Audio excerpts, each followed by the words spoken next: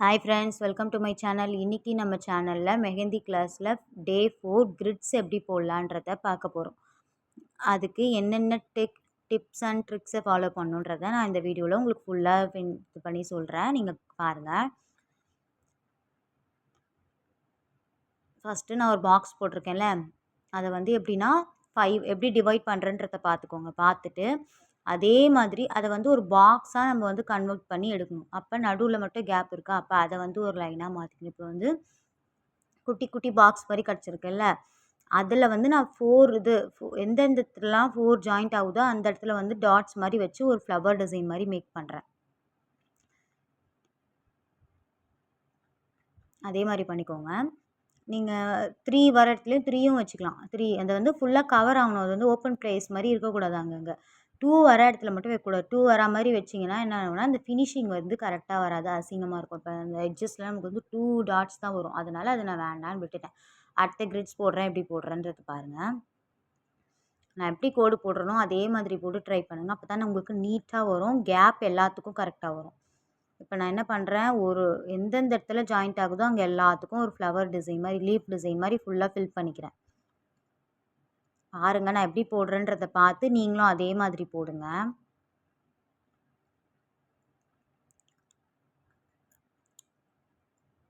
Leaf design fill பண்ணிவிட்டு இந்த காலியான ஸ்பேஸ் நடுவில் இருக்குல்ல, அந்த இடத்துல நான் என்ன பண்ண போகிறேன்னா, ஃபுல்லாக மெஹந்தி பேஸ்ட் வச்சு ஃபுல்லாக அப்ளை பண்ண போகிறேன்.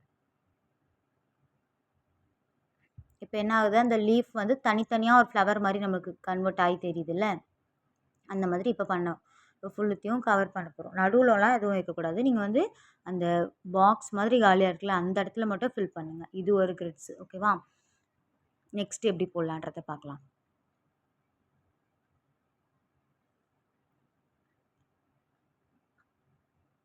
அதே மாதிரி லைன்ஸ் போட்டேன். நான் லைன்ஸ் போட்டு அந்த 4 வர இடத்துல டாட்ஸ் வச்சேன் நான் ஃபஸ்ட்டு. இப்போ வந்து என்ன பண்ணுறேன், ஃப்ளவர் பேட்டர்ன் மாதிரி போடுறேன். இதுவுமே அப்படி தான். அந்த 2 வர இடத்துல மட்டும் போடக்கூடாது. ஏன்னா 2 வர இடத்துல நம்ம போட்டோம்னா அது வந்து ஃபுல்லாக ஃபினிஷிங் வந்து சரியாக இருக்காது. 3 வர இடத்துல போடலாம். 3 பெட்டல்ஸ் எங்கே வருது, மொத்தத்தில் நமக்கு வந்து அந்த இடம் வந்து காலி காலியாக இருக்கக்கூடாது. எல்லா இடத்துலையும் ஃபுல்லாகி இருக்கணும். அதுக்கு தான் இந்த மாதிரி டிசைன்ஸ் எல்லாம் நம்ம போடுறோம். இது வந்து எப்படின்னா, நம்ம ஹேண்ட் இருக்குல்ல, அந்த இடத்துல வந்து போட்டுக்கலாம். பேங்கிள் வேர் பண்ணுவோம்ல, அந்த இடத்துல வந்து நம்ம இதை போட முடியும். இப்போது அடுத்த கிரிட்ஸ் எப்படி போடணுன்றதை பார்க்கலாம். அதுக்கு வந்து ஃபஸ்ட்டு லைன் போட்டுக்கிறேன்னா, லைன் போட்டு அதே மாதிரி பாக்ஸ் மாதிரி கன்வெர்ட் பண்ணி எடுத்துக்கிறேன்னா, பாக்ஸ் மாதிரி கன்வெர்ட் பண்ணிவிட்டு, இப்போ இது என்னென்னா, நீங்கள் போடும்போதே 2 லைன்ஸாக போட்டுக்கோங்க. நான் வந்து 1 லைனாக சிங்கிள் லைனாக போட்டேன். நீங்கள் வந்து டபுள் லைனாக போட்டுட்டு அப்படியே பாக்ஸ் மாதிரி க்ரியேட் பண்ணுங்கள். நம்ம வந்து அந்த திக் லைன் போடுவோம்ல, அந்த மாதிரி இதில் ட்ரை பண்ணி பார்க்கலாம் டிசைனை. நீங்கள் வந்து போடும்போதே டபுள் லைனாக போட்டுருங்க. நான் வந்து சிங்கிள் லைனாக போட்டுட்டேன் தப்பாக. நீங்கள் வந்து டபுள் லைனாக போட்டுக்கோங்க. போட்டுட்டு அதை வந்து என்ன பண்ணுவோம், நம்ம திக் லைன் ஃபில் பண்ணுவோம்ல, அதே மாதிரி நடுவில் ஃபில் பண்ணிக்கோங்க. ஃபுல்லாக ஃபில் பண்ணிட்டோமா? ஃபில் பண்ணி இதுக்கு நடுவில் என்ன பண்ணணும்னா, இடம் இருக்குல்ல, பாக்ஸாக நமக்கு கிடச்சிருக்குல்ல, அதில் வந்து எத்தனை பாக்ஸ் கிடச்சிருக்கோ அந்த எல்லா பாக்ஸ்லேயும் டாட் மாதிரி வைக்கலாம். நம்ம என்ன டிசைன் நமக்கு தோணுதோ அந்த மாதிரி போடலாம். இப்போ வந்து நான் லாஸ்ட்டு 2 பாக்ஸ் வச்சுருக்கேன்ல, அதில் வந்து நான் ஒரு வேறு மாதிரி கிரிட்ஸு போட்டு காட்டுறேன். அதுக்கு வந்து என்ன மெத்தடுன்றது உங்களுக்கு சொல்லித்தரேன். இதெல்லாம் ஒரே மாதிரி தானே இருக்குது. அது வந்து உங்களுக்கு வேறு மாதிரி இருக்கும். அது எப்படின்றதையும் உங்களுக்கு சொல்லிக் கொடுக்குறேன். கிரிட்ஸுன்றது இப்படி தான். உங்களுக்கு வந்து எந்த இடத்துலையுமே ஓப்பன் ப்ளேஸே இருக்கவே கூடாது. இப்போ வந்து நம்ம இதை எப்படி போடலான்றதை பார்க்கலாம். அதே மாதிரி லைன் போட்டேன்னா, போட்டுட்டு இதில் வந்து நான் என்ன பண்ண போகிறேன்னா, ஒரு பேட்டர்ன் மாதிரி போட போகிறேன். ஃப்ளவர் பேட்டர்ன் அந்த மாதிரி போட போகிறேன். அதை வந்து நம்ம எப்படி போடலான்றதை பார்க்கலாம்.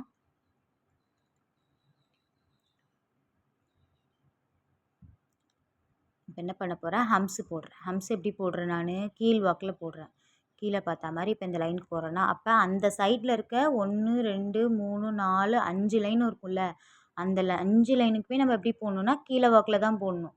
ஒன்று மேலே ஒன்று கீழே அப்படிலாம் போடக்கூடாது. நான் எப்படி போடுறேன்னு பாருங்கள். இப்போ அந்த லைனில் இருக்க ஃபுல் லைன்ஸுமே நான் எப்படி போடுறேன், ஒரே மாதிரி இதில் தான் போடுறேன். கீழ் வாக்கிலே தான் போட்டுட்டு வரேன். யூ ஷேப் மாதிரி ஹம்ஸை. இப்போ அந்த மேலே இருக்க 2 இருக்குல்ல, அதுக்குமே நான் கீழே தான் போடணும். நீ எந்த பக்கம் ஆரம்பிக்கிறோமோ அதே மாதிரி தான் போடணும். அப்போ தான் நமக்கு வந்து ஃபினிஷிங் கரெக்டாக இருக்கும். இப்போ இதை நான் எப்படி போடுறேன்னா, இந்த பக்கம் கீழ் வாக்கில் போடுறேன்னா, அதே மாதிரி இந்த லைனில் மேலே போகும்போது அப்படியே நீங்கள் போடணும். எந்த மாதிரி நீங்கள் ஸ்டார்ட் பண்ணுறீங்களோ அதே மாதிரி போட்டு போங்க. அப்போ தான் வந்து உங்களுக்கு ஃபினிஷிங் வந்து நல்லாயிருக்கும்.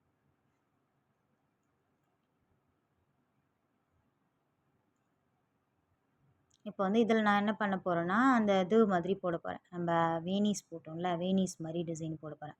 உங்களுக்கு நீட்டாக வேணுனாலும் நீட்டாக போட்டுக்கோங்க. சைடாக வேணுனாலும் சைடாக போட்டுக்கோங்க. இதில் எப்படி வேணாலும் நீங்கள் போட்டுக்கலாம். இது உள்ளே என்ன வேணாலும் நீங்கள் ஃபில் பண்ணிக்கலாம். உள்ளே ஃபில் பண்ணுறது உங்களுக்கு ஒரு இதுவே கிடையாது. எது வேணாலும் போட்டுக்கலாம். நீங்கள் போடும்போது ஒண்ணு இந்த லைனில் போடணும், இல்ல இந்த லைனில் போடணும். அந்த இது மட்டும் நீங்கள் கரெக்டாக நோட் பண்ணிக்கோங்க. அதே மாரி நெக்ஸ்ட்டு டிசைன் பார்ப்போம். அது எப்படி போடலான்றத. இதே மாரி லைன் போட்டுக்கட்டுமா? லைன் போட்டுட்டு நான் என்ன பண்ண போகிறேன், இப்போ பாக்ஸை வந்து சின்னதாக போடுறேன். நிறைய லைன்ஸ் போடாமல் பாக்ஸ் பாக்ஸாக போடாமல் சின்னதான லைன் பாக்ஸாக போட்டிருக்கேன். இப்போ இதில் என்ன பண்ணுறேன், நான் லீஃப் டிசைன் கொடுக்குறேன். லீஃப் டிசைன் இப்போ நான் எப்படி கொடுக்குறேன், கீழே இருந்து மேலே போகிறேன்னா ஒரே சைடில். இப்போ இந்த பக்கம் 1, 2, 3 3 கோடு இருக்குல்ல, அந்த 3 கோட்லையுமே இதே ஷேப்பில் தான் நீங்கள் கொடுக்கணும். அதை தான் வந்து நீங்கள் இந்த மாதிரி டிசைன் எடுக்கும்போது பார்க்கணும். வேறு ஒன்றுமே கிடையாது. மீதி மேலே இருக்க டிசைன்லாம் நம்ம அப்படியே ஃபில் பண்ணால் மட்டும் போதும். நமக்கு எந்த பிரச்சனையும் கிடையாது. இதுன்னும்போது நம்ம எப்படி பண்ணோம்னா, 3 இப்போ 3 லைன் இருக்குன்னா, அதுக்கு பக்கத்தில் எத்தனை லைன் இருந்தாலும் அதே மாதிரி தான் ஷேப்பில் நம்ம போடணும். வேறு ஷேப்புக்கு எடுத்துகிட்டு வரக்கூடாது. இந்த பக்கம் ஒரு மாதிரி, அந்த பக்கம் ஒரு மாதிரிலாம் நம்ம போடக்கூடாது. இதில் இப்போ மெஹந்தி பேஸ்ட் வரை என்னோடய கூனில் காலி ஆயிடுச்சு. அதனால இந்த மாதிரி வருது. நீங்கள் கொஞ்சம் இது பண்ணி போட்டுக்கோங்க.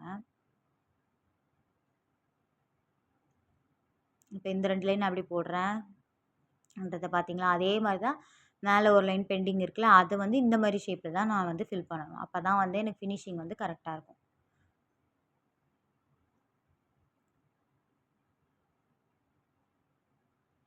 இப்போ நான் இதை போட்டுட்டு இதுக்குள்ளே வந்து என்ன பண்ணேன், ஸ்பைரல் டிசைன் போடுறேன். ஓகேவா? இதில் வந்து எனக்கு மெஹந்தி பேஸ்ட் இல்லாதனால இந்த மாதிரி வருது.